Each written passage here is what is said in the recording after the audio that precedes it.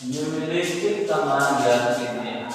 निम्नलिखित का मान पहला 3 को पावर 3 यानी 3 गुने 3 गुने 3 तीसरी का नाम होती है 70।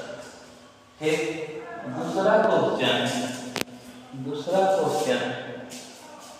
6 को पावर 4 6 को पावर 4 6 को पावर 4 का मतलब 6 गुने 6 गुने 6 गुने 6 यानी कि 1296। ठीक, तीसरा क्वेश्चन 9 को पावर 3 9 को पावर 3 यानी 9 गुने 9 गुने 9 729 729 729।